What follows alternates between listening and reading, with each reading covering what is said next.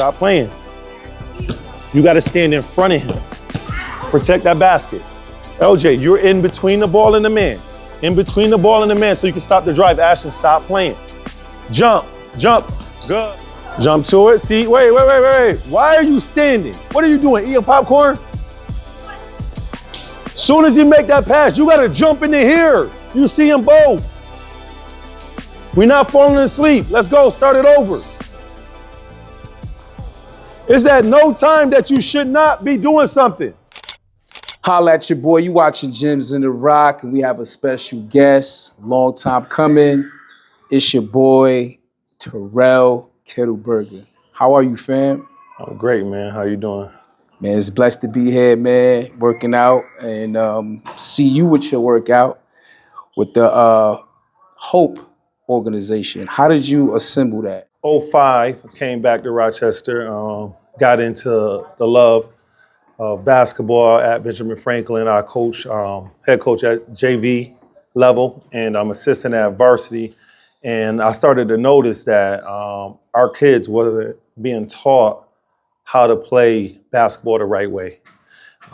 It was just strictly on talent, and the game was a lost art when it came down to playing at the next level or actually understanding anything basketball term-wise or any type of like next level college gameplay. So, you know, it was all one-on-one and giving the basketball move out of the way.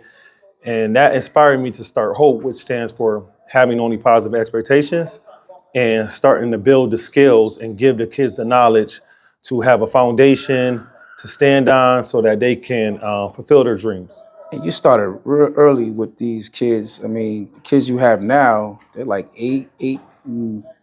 What's the age brackets for those early kids? I mean, getting the game at that stage, I wasn't even that equipped, to be honest, you know, getting those lessons. I mean, they're screening, cutting backdoor, you know, what are the ages, and, you know, what's it like getting your engine to teach those kids? I need you to listen.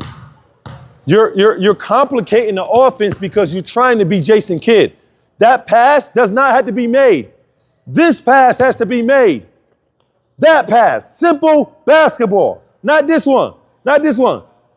Go back door, where everybody, go back door. And then try to throw it through everybody. That's not basketball. The first open person you see, that's the pass we want to make. Everybody understand that?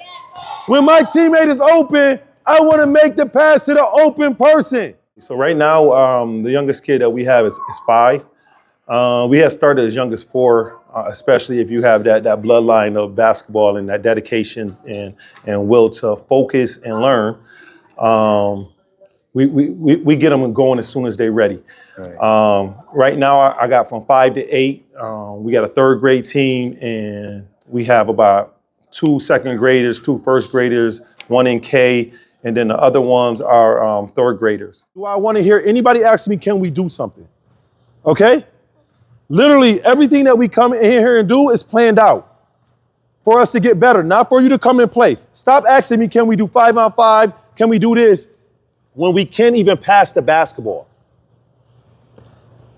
I literally said that we want to move the basketball from the right side to the what side? Left. And every time somebody get it, they do what? Dribble. Every time one of y'all catch it, y'all dribbling. We can't beat a good team if all we want to do is pound the basketball. It's selfish. We don't trust each other. We want to move the basketball. Somebody get it in the space, we want to run to them and be right next to them and begging for it. I don't want us begging for the basketball. I want you to be disciplined, run to the right spot. If somebody overplaying you, you're going to do what to them? Backdoor. And then the next person is going to sprint to that spot and try to get it. You got to trust each other. We not right now. So what's your most memorable moment playing basketball for, you know, your high school that you played? And shout out your high school that you played. Yes. My most memorable is winning the sectionals, 2001. Basically being able to bring that block back home on our last year and Coach Jackson's last coaching year and be able to end on the top of the rock. Right. And how did winning sectional titles in track, also shape your high school athletic experience? Yes, winning that allowed me to know that with hard work and dedication and being locked in, that things are attainable. That's something that I had since the ninth grade coming in, actually holding that block up, and it took me all the way into my senior year to get it. So it was a ton of hard work and a ton of sacrifice to actually get that. Let's lock in and be a team. Get back on the teams. Everybody that was off, get off. Already take it up top. Move the basketball around. Can you describe your experience being part of the all-tournament team and the co-player you had? You got co-player of the year with someone? Yeah, with Kevin Downey.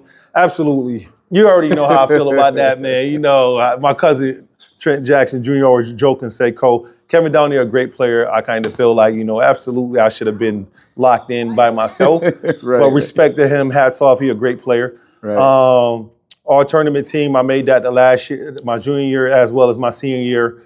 Honestly, from the 7th grade on, man, with Eddie Lee over there and TYD, Total Youth Development, shout out to everybody that knows that program, knows that the fundamentals is the foundation over there, and we work hard, not only on the court, but off the court. But that kind of set and instilled the stuff in me that I'm giving our kids today. Yeah. And it's like all the work that I put in from there on, and the people that have poured into me, it's giving back to them, letting them know that, I didn't just not respect that what they were giving me, and I took what they gave me to do the best with it that I could possibly do at that moment. And passing the gems is on.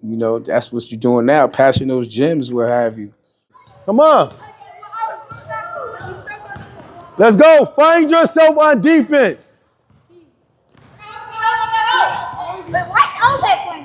Why are you worried about that? Just find your spot and get ready. Let's go, LJ.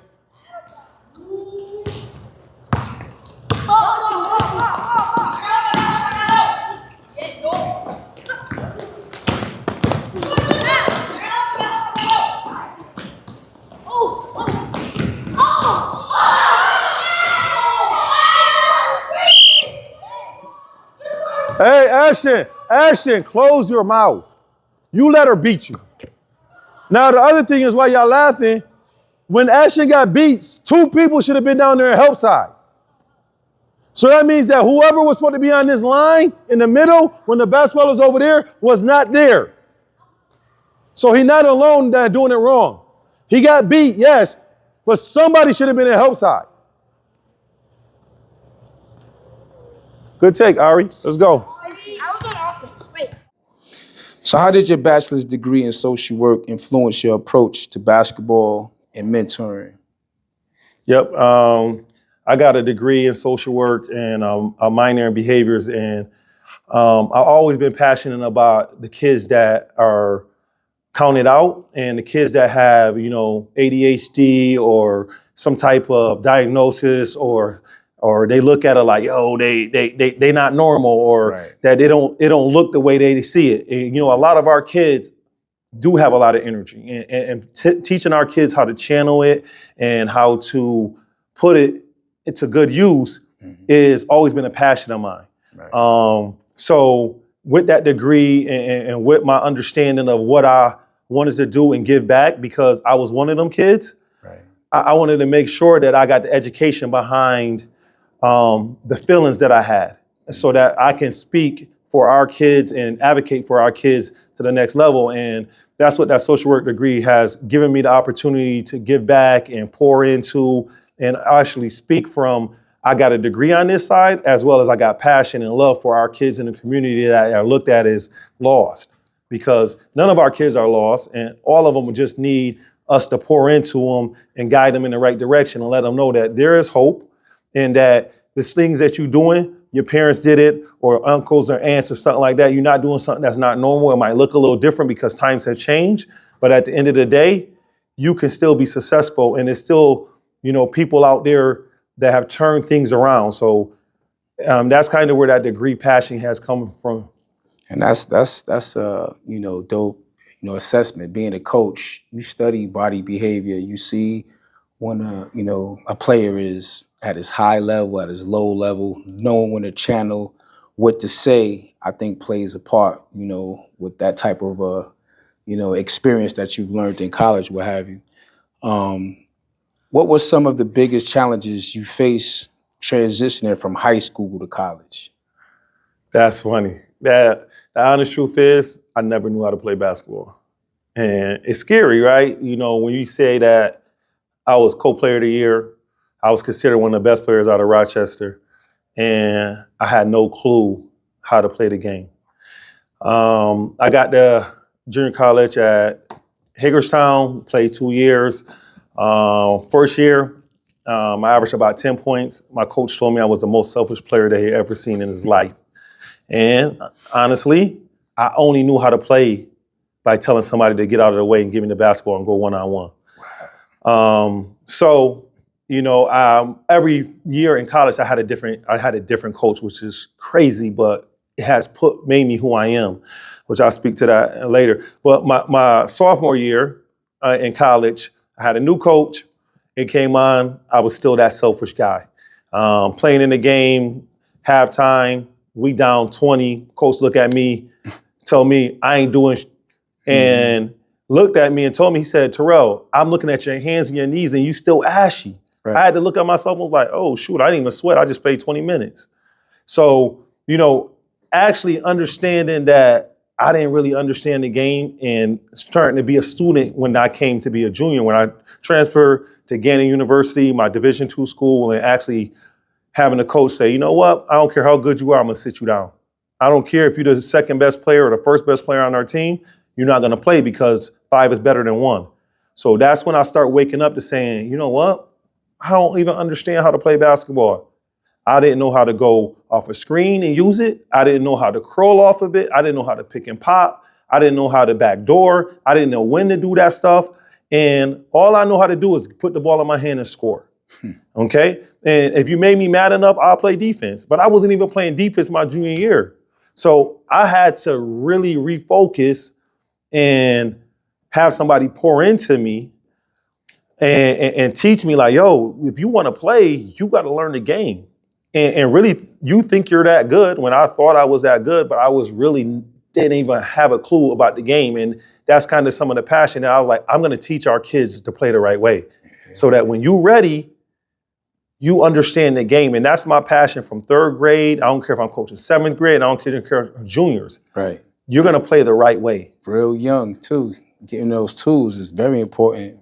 That man. Can you share a particular impactful moment or success story from your coaching or mentoring experience? Yes. Man, I have coached a ton of kids over the time. One of my memories that really stick with me is not such on the positive side, but I had a kid, I'm not going to name him, went to Franklin. I coached him, and we were in the game playing at Edison High School, and the kid told me the SMD. So you already know that's total violation. I'm looking like he's off the team, and I just couldn't see past it. So,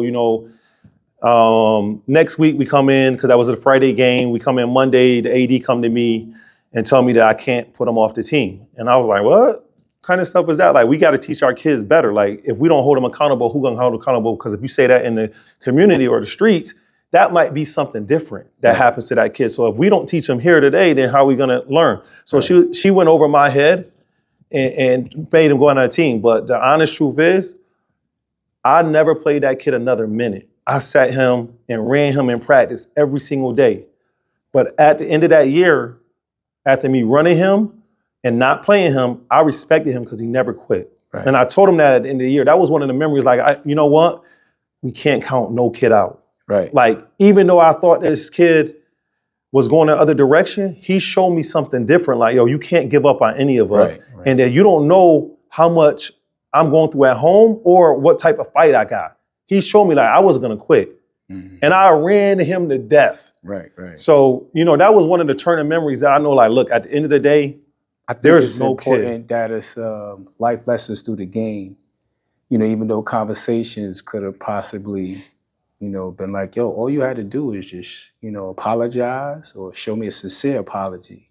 But SMD definitely is at the rankings. But for him to humble himself and still come to those practices, I'm quite sure it was a lesson, for both of you. You know what I'm saying? Man, shout out to that story right there. How has your passion for basketball evolved over the years from high school to college to coaching? Well, man, the game is always evolving. My passion for the game and love for it has always been at a high note since I was young. We grow up thinking that it's the ticket out of the community.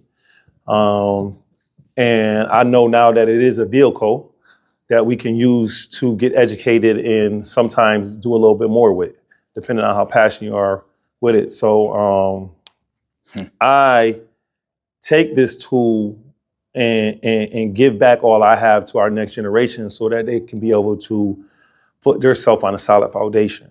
And I always let them know, I don't know what you're going to be doing, what you're going to be able to do with it, but it is something powerful in just doing it, because keeping our kids off the street, teaching them how to be on time, teaching them how to be a team player, teaching them how to be dedicated, teaching them how to, sacrifice and be a family. At the end of practice, we always 1, 2, 3 family, and letting them know that you have us, so that if you having something going on, you got somebody to lean on. And our kids need that with things that's going on in our community, all the mental health stuff going on today. And we know that we need each other and that we have to be able to have somebody to lean on and somebody to pour into us. And that the passion of the game has really It's a good exercising tool as well when you got these kids this early, because most of the time they're on their phones, on their tablets. So to see, from like 5 to 7, you spend that much time with nobody being distracted and being, that's a blessing. You know what I'm saying? How do you balance your priorities both on and off court? well, off court, I'm a school teacher. I'm a physical education teacher, so I'm kind of still in that field. When I leave, it's basketball for about 2 to 3 hours a day, and then I try to be the best father and be the best fiance, soon to be husband that I can possibly be. It is challenging because it's a give and take. Sometimes you're going to put more over here, and sometimes you're going to put more over there. My family is locked in and very supportive of what we do. So that makes it a lot easier to have your support person locked in and supporting and pushing you in the right direction, and knowing that this is a passion and love, and letting you have that opportunity to grow and giving you that space so that you can be yourself in there. So shout out to my partner. That's what's up. Beautiful, loving, dedicated to me, and a very supportive person. Are there any notable coaches, players, or mentors who have inspired or influenced your approach to basketball? Yes. First one I always got to say is Eddie Lee, TYD, shout out. Before I even know how to play basketball or dribble or anything like that, my older brother, Wayne Kittelberger, literally discouraged me from playing basketball because he was so good at it. I was like, man, if he that good, I can't play. And then he was like, yo, if you really want to play, go to Eddie Lee. He can help you. And then a year and a half, it looked like I didn't even take a break. He helped me out. After that, Coach Thompson, my JV coach, really believed in me. And then I was handed off to Coach Jackson, senior, as you guys know, great coach, great mentor, great person. So from there, them people really, really poured into me. And then, like I said, I have 4 different college coaches. One of the coaches, I will also coach Scoots, strength trainer. My senior year, I'm ready to quit, ready to kick the ball down the court. And the coach basically, I was like, man, I got my scholarship, high academic, I got 3.5. I'm ready to walk away because they're not playing me the way I feel like I should be playing. And coach came to me and said, look, Terrell, you want to play? He was like, go apologize to that guy for the way you treated him. So I was like, okay, I could apologize. And that I was mature enough to apologize. So I went, I apologized to him, I apologized to the team. I sat the bench for the rest of the tournament. And then I came back in practice. I said, coach, I'm ready. He was like, are you ready? I was like, I'm ready. I said, I'm the best player on the team. He said, you really believe you're the best player on the team? I said, yes. He said, okay. I can't stop all 5 of them though. He was like, yes, you can. And this is the first person that literally, when I was in college, told me that I could stop 5 players. So I was like, okay, how I do it? He was like, I'm going to switch you from the wing and I'm going to put you on the point guard. If you can stop the point guard from bringing the basketball up and not let him pass it to anybody, you can control all 5 of them. From that day on, me and my roommate to today, we don't even talk. The point guard, that starting point guard was my roommate, and we don't even talk no more because I was getting after them. Took his spot. I didn't even take his spot, really. I literally just got a spot, but Right. I was on him so bad that I earned my spot. Mm-hmm. And the coach really I had to dog him out to get my spot. Right. How often is that, in basketball where you tend to see people have the same position? Is playing out of position difficult for you? And if so, how is it that you are able to adjust? Absolutely. As you go up levels, it's very difficult. I was a tweener. I was never a position. If anybody know, I was 6'2". I played the 4 all the way until my senior year. So I was standing right next to Slim when we was in there. What's the name? So at the end, it is crazy because I'm a point guard in college.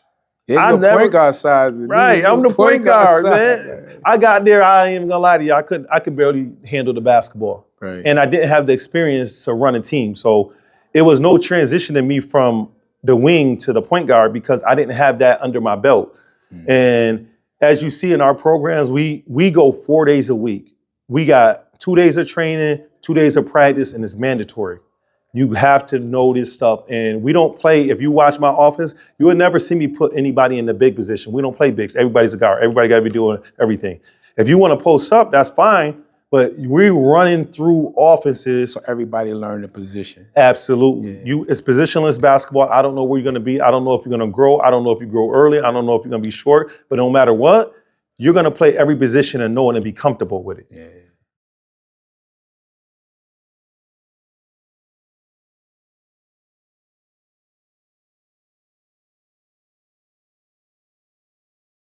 Mentioned it earlier about your brother, the competitive spirit. How much of an impact, with the loss?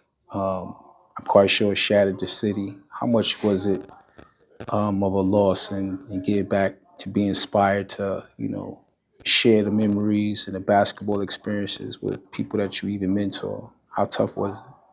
Man, how tough is it? Yeah, it is tough, losing a loved one, not only, a bigger brother, one that always looked out and always is giving and caring and funny as heck. Just having him to bounce things off of and to confide in and laugh with, man, it's unexplainable. It's just an empty feeling that can't be replaced. The love of him even protecting me when I was smaller, to just giving me advice and giving me feedback as I was older.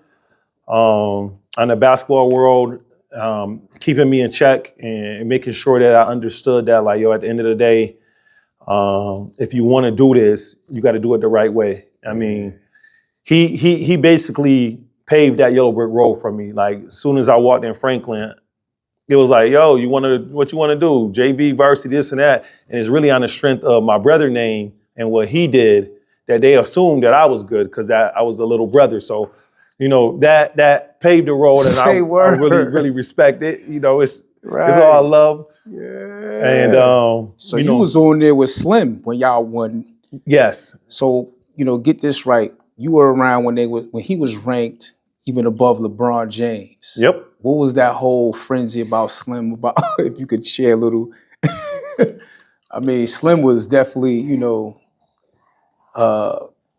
couldn't find anybody his height during that time.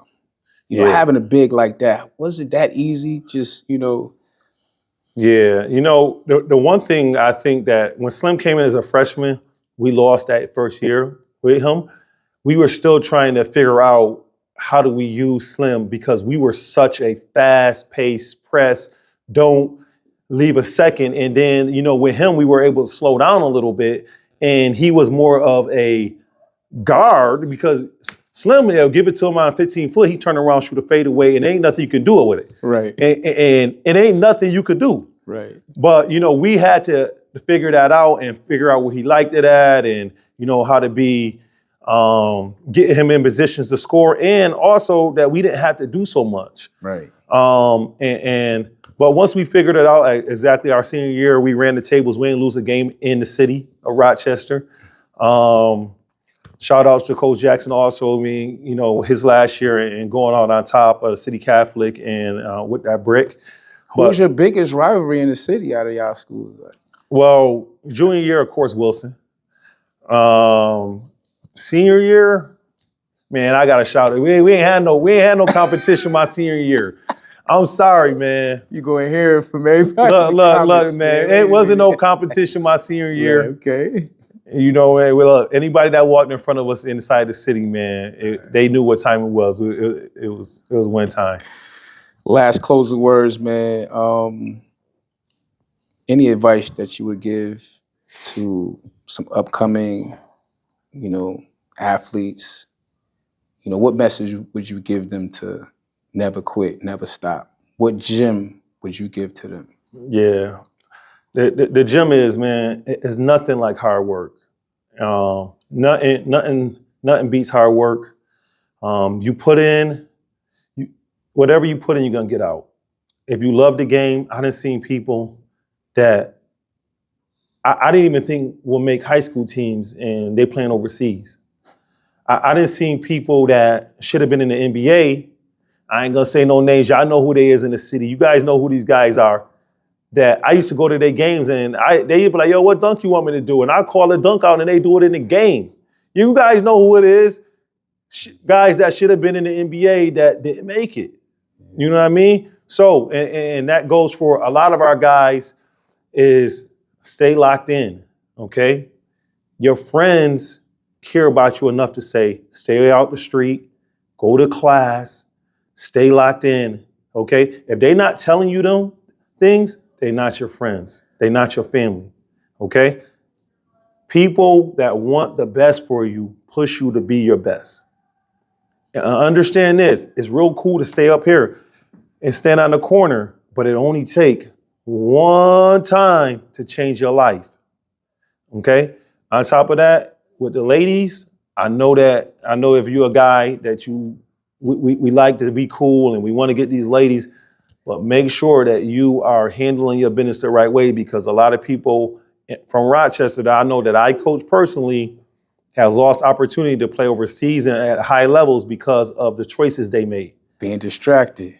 Okay, so you have to understand what you want. Okay, and you gotta put that plan together, and then you gotta put action steps, and then you gotta get to work.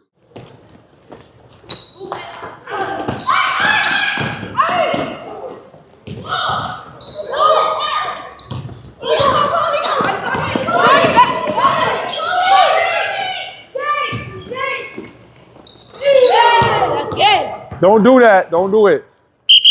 Everybody right here, our coach. Come here.